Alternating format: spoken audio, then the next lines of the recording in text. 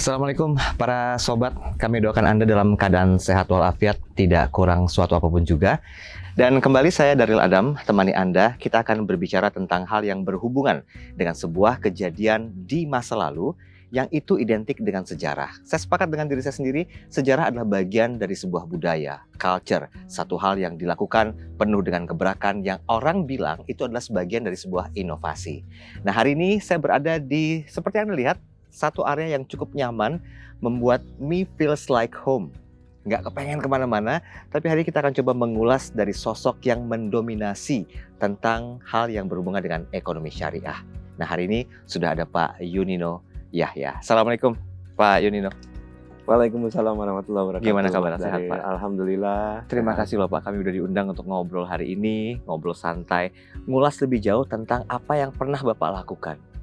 Tahun 2002 ya Pak ya? Iya, 2002. Masih tergambar dengan jelas saat itu? Sangat masih. Sangat Karena masih. itu bagian salah satu sejarah hidup saya juga gitu ya. Jadi sangat masih jelas semua. Sampai dengan saat ini ya? Alhamdulillah. Unforgettable moment ya Pak ya? Unforgettable, very unforgettable. Kesibukan apa Pak sekarang Pak?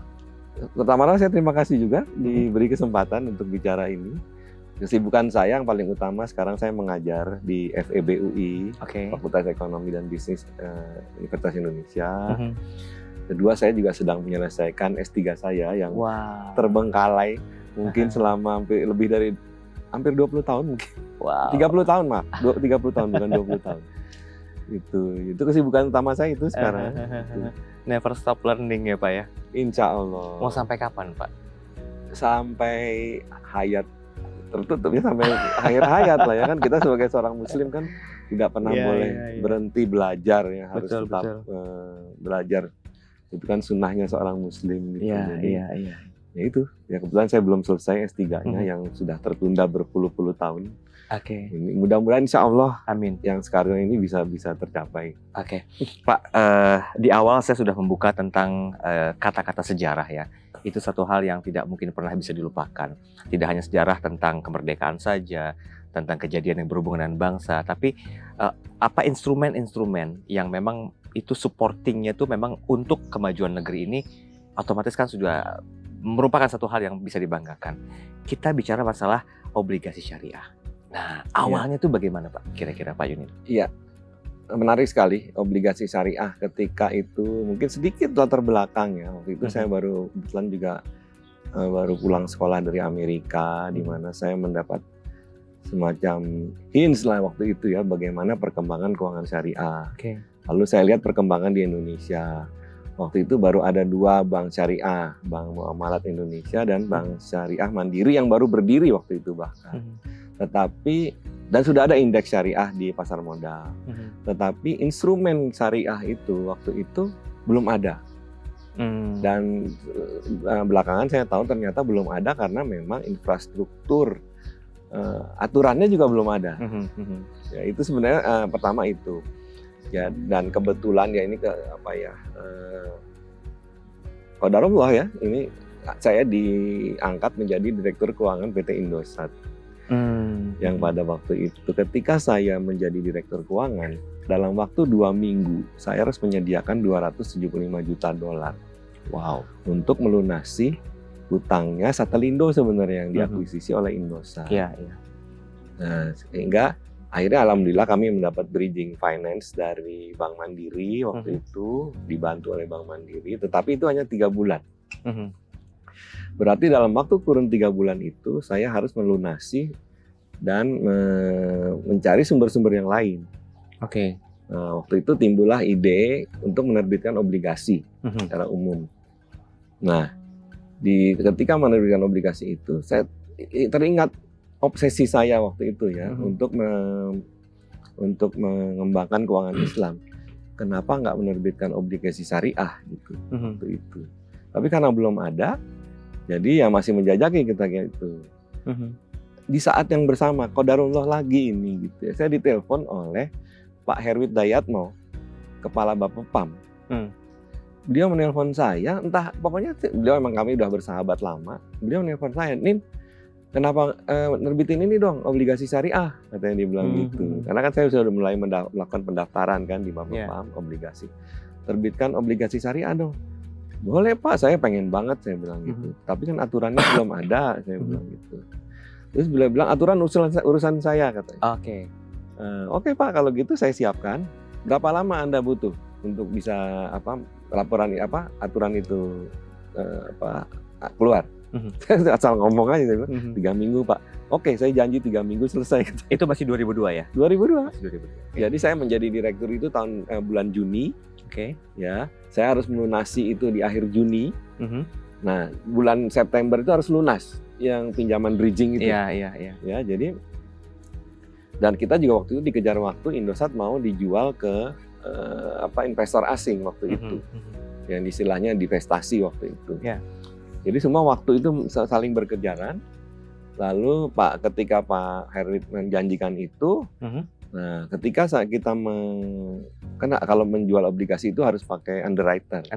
Betul. Nah, kita melakukan seleksi underwriter. Nah, salah satu syaratnya untuk bisa menang seleksi itu adalah bisa memberikan inovasi dalam instrumen keuangan. Oke.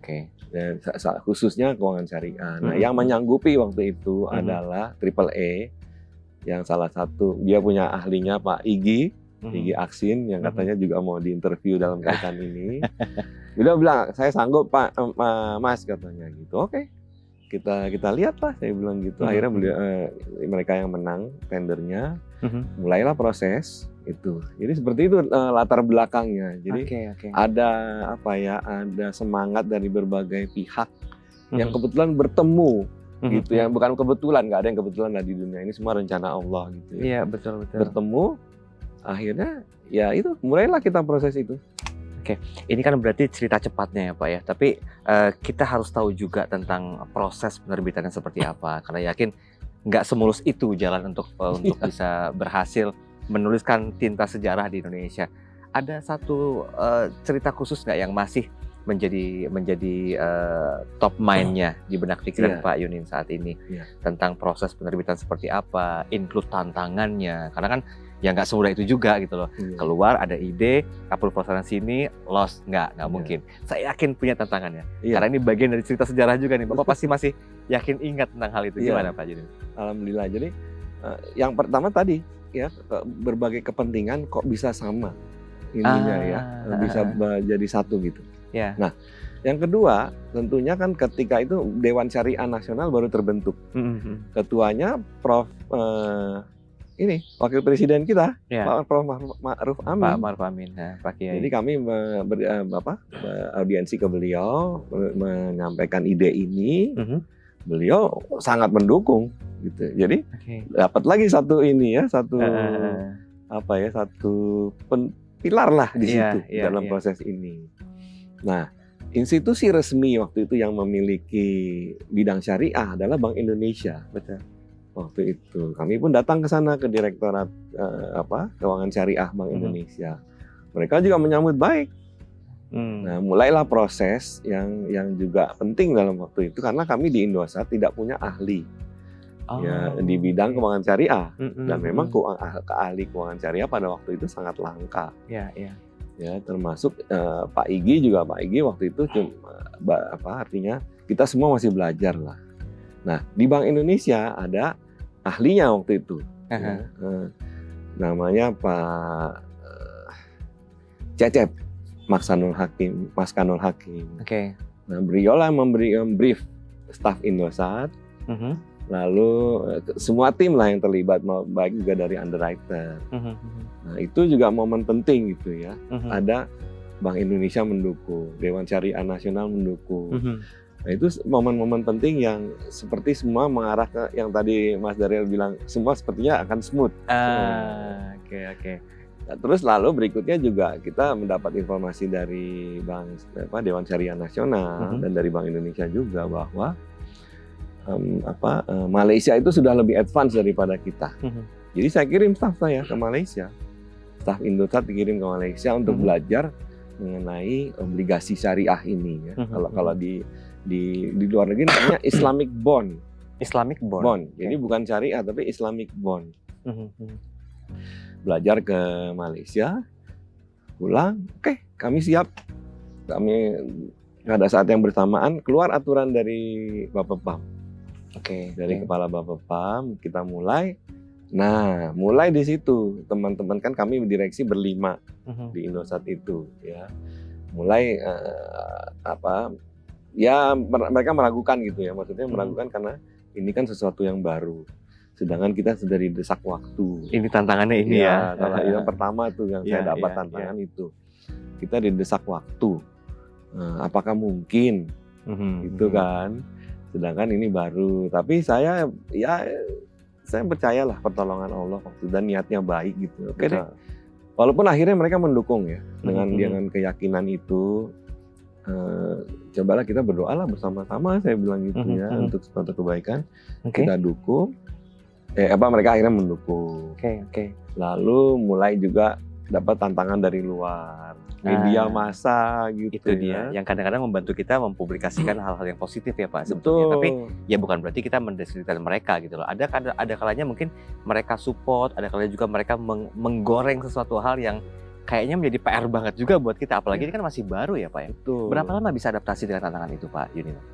Nggak lama ya, maksudnya sambil berjalan itu semua ya. Jadi saya bekerja sampai malam ketika itu dan itu ya semacam, bukan, saya nggak bisa bilang teror ya, tapi datanglah ujian lah ya. Seperti itu. Jadi mana mungkin, nggak mungkin gitu. Dan memang kalau ingat sejarahnya yang namanya perkembangan keuangan syariah ini kan banyak pihak yang nggak suka sebenarnya. Iya. Terutama pelaku-pelaku keuangan konvensional. Betul. Gitu. Ya. Nah ini mungkin nanti ini cerita yang menarik yang mungkin tidak sekarang gitu. Iya. Oke, berarti kayak batasi ke penerbitan itu. Jadi mereka itulah menyangga gitu. Apa mungkin, nggak mungkin. Sampai ketika harus, kalau kita menerbitkan surat berharga, baik saham atau obligasi. Kan harus melakukan public expose. Public expose itu di mana kita mengundang calon-calon investor. Nah, sampai akhirnya dibikin 2 sesi. Karena kita takut di sesi kalau dijadi satu pesertanya sedikit. Nah, kita di samping menerbitkan obligasi syariah, kita juga menerbitkan obligasi yang konvensional. 2 ini. 2. Ya, saya lupa cerita itu. Kita menerbitkan 2. Karena kita masih nggak yakin, dalam hati tentu ada inilah ya, bukan tidak yakin tapi ada reserve lah gitu. Karena kita waktu itu butuh uangnya itu 2 triliun waktu itu. Bapak menyebutkan karena kita saat itu nggak yakin ya. Berarti kan Bapak nggak kerja sendiri Pak. Iya. Ada supporting apa? Apakah lebih ke orang, ke institusi, ke lembaga, atau dan peran mereka seperti apa dalam pembentukan obligasi syariah ini? Sangat besar. Tadi semua saya sudah sebutkan sebenarnya ya. Mulai dari Pak Herwit Dayatmo, beliau Kepala Bapepam. Kepala Bapepam itu yang menjadi OJK sekarang. Iya. Menjadi OJK Bapepam itu. Beliau yang itu tadi saya bilang, ketika saya timbul ide untuk menerbitkan obligasi syariah, dia nelpon saya gitu loh. Nelpon gitu. Min, terbitin obligasi syariah katanya. Itu tadi cerita saya yang tadi itu. Iya. Wah, ini satu support kan. Lalu yang kedua dari Dewan Syariah Nasional tadi. Ya. Sebelumnya dari Pak Igi tadi ya, grupnya underwriter kami. Oke. Triple E itu. Igi, khususnya Pak Igi nih. Harus disebut ya. Jadi singkat cerita, lalu Dewan Syariah Nasional, Pak Ma'ruf Amin mendukung. Terus ada almarhum, saya lupa lagi namanya, dari Ismi. Lalu Pak almarhum juga Pak Adi Sasono. Waktu itu beliau Menteri Koperasi, Small Medium Enterprise. Harus saya sebut namanya. Lalu Pak Cecep, Mas Kanul Hakim dari Bank Indonesia. Berarti mereka support semua ya? Sangat support. Dan support itu bukan sekedar bicara support, tapi mereka hadir di dekat saya gitu. Lebih kemana? Ke obligasi syariah atau konvensional? Tadi Bapak mengatakan syariah. Lebih ke kalau obligasi konvensional ini sama sekali artinya saya bisa serahkan pada orang banyak. Jadi ahlinya sudah banyak. Jadi saya lebih concern dengan yang baru ini nih. Baby saya ini gitu ya. Gini Pak Yunino, kita harus melihat dari 2 keadaan ya. Saat itu yang menjadi sebuah bagian sejarah yang berjalan hingga saat ini, saya yakin kan sudah dikonsepkan dari ide, eksekusi menjadi sebuah inovasi. Itu kan hal baru. Orang mungkin lebih mengenal obligasi yang konvensional. Kemudian tiba-tiba ujuk-ujuk, saya pakai bahasa itu ya Pak ya, keluarlah obligasi syariah. Respon masyarakat seperti apa ketika itu? Baik, ini lanjutan cerita tadi. Jadi ketika public expose itu dibikin 2 sesi. Sesi pagi untuk yang konvensional, Oke. sesi siang yang untuk obligasi syariah. Ya, karena kita takut tadi kan, dan ini kan jadi objek media. Betul. Karena ini kan semacam proses pemasaran. Jadi kalau sepi, nanti yang beli juga sepi. Iya. Jadi kita bikin 2, terus yang siang itu khusus kita bikin pakai nasyid. Ya, pakai nasyid, dibuka dengan nasyid. Pokoknya suasananya dibikin muslim sekali. Apa yang terjadi? Ternyata yang siang lebih penuh daripada yang pagi. Oh. Itu juga Allahu Akbar gitu ya. Ini penuh karena ada trigger nasyidnya atau bagaimana sebetulnya? Karena beda kan ya Iya. performa pagi dengan yang siang gitu. Iya. Logikanya kalau siang tuh kita udah ngedrop, capek, ngantuk, lapar, Iya. habis makan tuh malas. Nah, kok ini Nah, kontribusi justru mereka itu. tuh lebih full gitu. Justru loh. itu yang bikin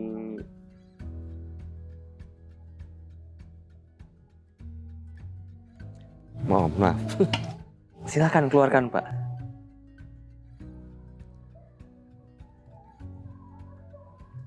Kami semua terharu melihat itu.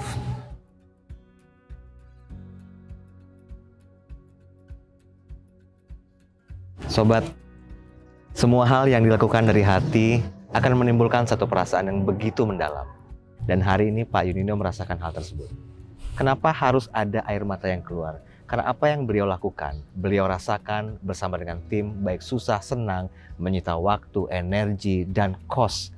Itulah yang menjanjikan sehingga beliau tuh begitu tersentuh untuk membahas tentang permasalahan ini. Kita biarkan beliau dulu dengan perasaannya.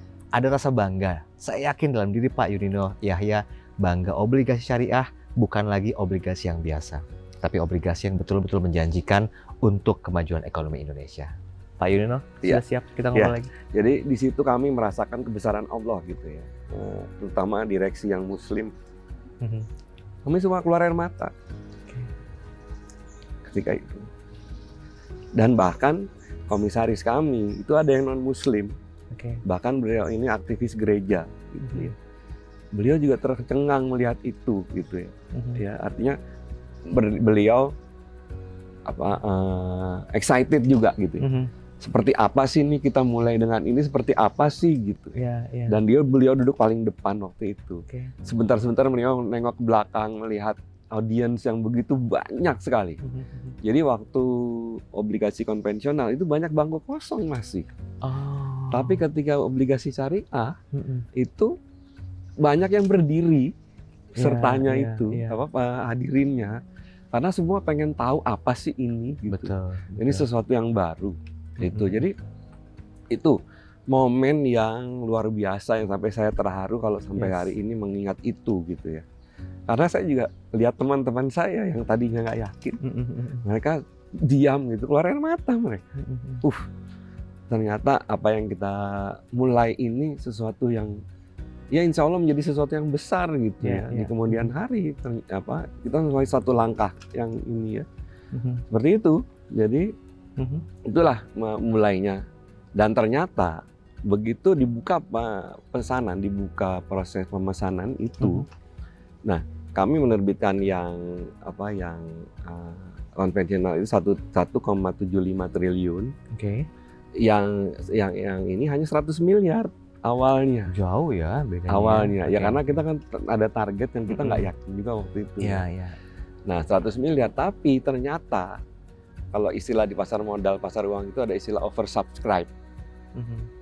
Jadi dari 100 miliar itu, yang memesan itu 300 miliar peminatnya. 3 kali lipat. 3 kali lipat dan akhirnya kami putuskan naikin jadi 175 miliar.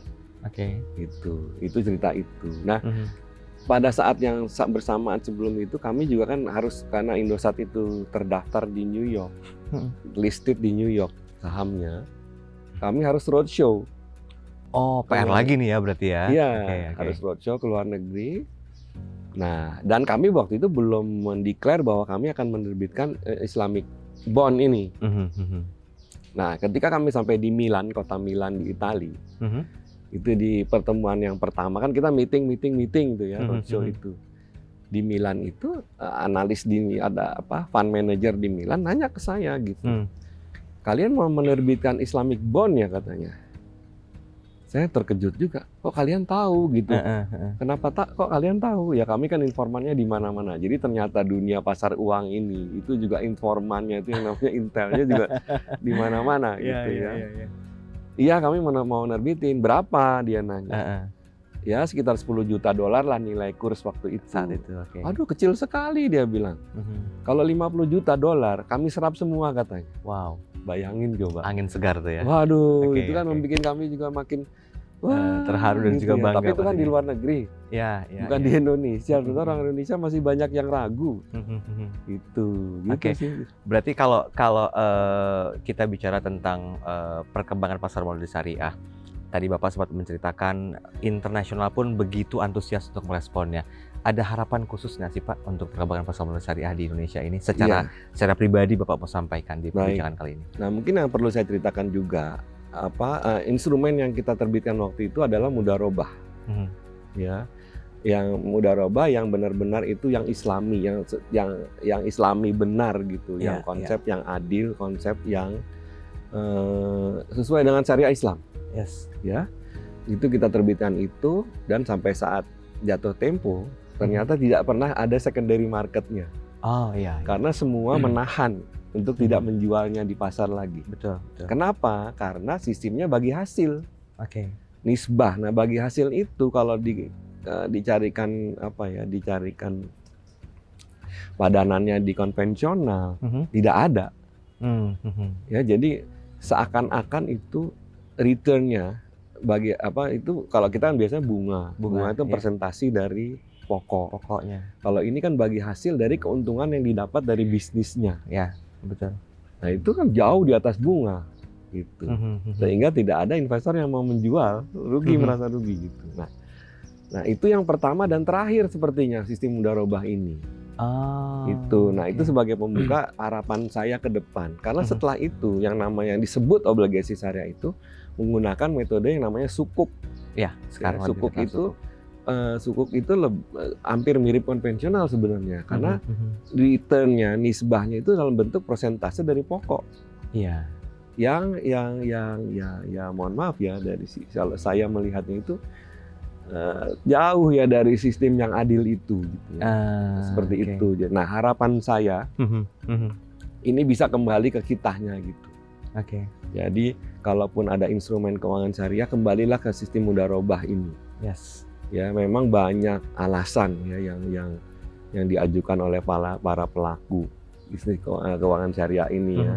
Masalah dari tenaga ahlinya, ya, kemampuan atau sumber daya yang dimiliki oleh bank-banknya.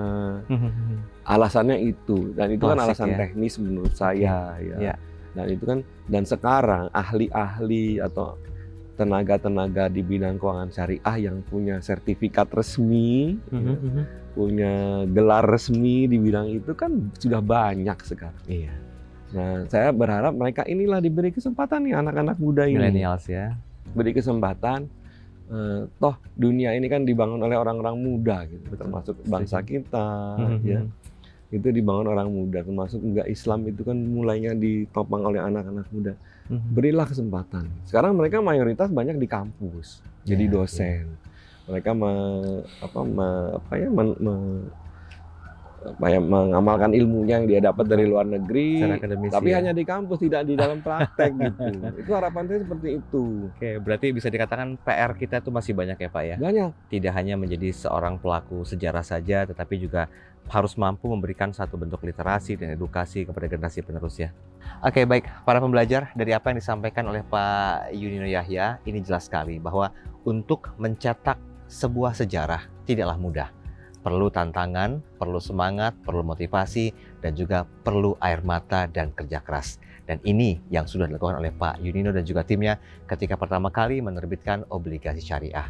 Harapan beliau besar bahwa hal ini tidak hanya menjadi sesuatu hal yang patut dikenang hanya sebagai sebuah sejarah, tapi akan diteruskan kepada anak cucu seluruh rakyat Indonesia agar secara teknis mereka bisa paham tentang obligasi syariah dan menjadikan ini sebagai bentuk roda perputaran ekonomi Indonesia. Saya Daryl Adam, sampai ketemu di edisi berikutnya. Wabillahi taufiq wal hidayah. Wassalamualaikum warahmatullahi wabarakatuh. Waalaikumsalam.